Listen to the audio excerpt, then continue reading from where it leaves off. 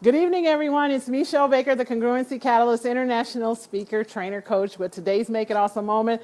And I am a few hours late if you haven't checked that out, because this normally happens at 9 o'clock in the morning. And if I check my watch, it's something 30 after 5, right? So better late than never. Is that what I'm hearing? Yeah, yes, I believe that. So today is Thursday, September 22nd. We've been talking this week about the hindrances and hang-ups that hold us back from going after the BHAD, the big, hairy, audacious dream.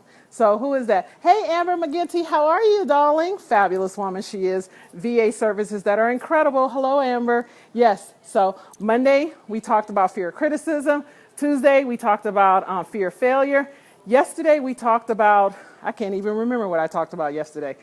Anyway, today, we're talking about emotionally drained.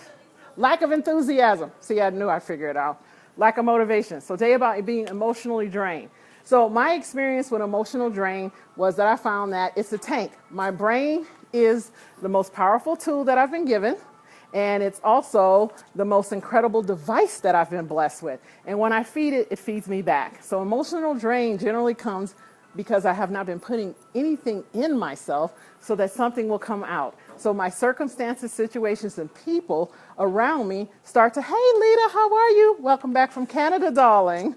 Travel drain, and she's watching me. Love you, hon. Love you much.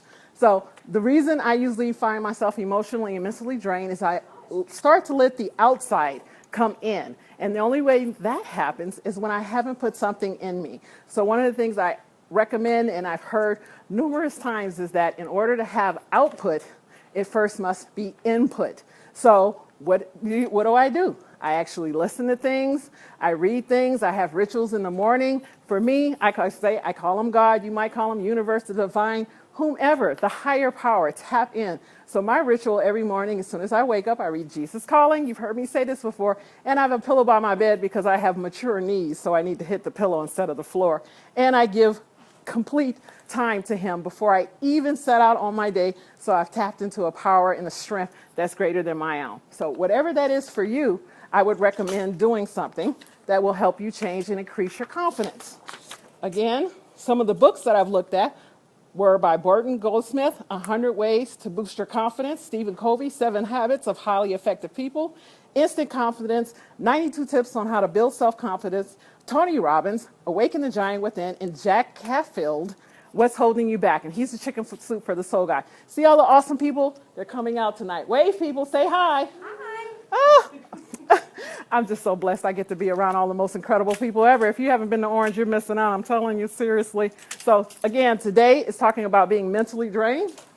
One of the things that I remind people on a daily basis, what would you do if you didn't care what people thought? So who else? Arlene Gray, how are you? What would you do if you did not care what someone thought? What is the BHAD, the big, hairy, audacious dream that you hold in your heart, that you keep in secret, that you want to do? I'm doing mine right now. This scares me to death. Believe it or not, I know I don't look scared, but I'm shaking on the inside, I promise you. Shaking. See it? Yes. So you got this. Again, my name is Meshell Baker. I am the Congruency Catalyst International Speaker Trainer Coach. This has been the Make It Awesome moment, and the reason I do this is because I found out in life that I have two choices. From the time I wake up until I put my head on the pillow, all day long is a series of choices. And what I was choosing for my life before was I was choosing the worst, the bad. I was saying because I didn't have this or I didn't get this, no one noticed me or I wasn't good enough. So I made it up and I made it awful. So instead, what I've realized is that I'm making it awesome because the future hasn't happened. I get to say, so guess what?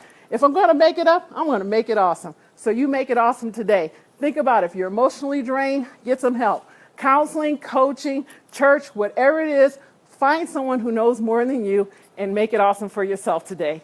This has been my awesome moment, and I look forward to seeing you all tomorrow. Have a wonderful evening, and thank you for being gracious that I'm a few minutes late today. Bye. Say bye, everybody. Bye. Yay.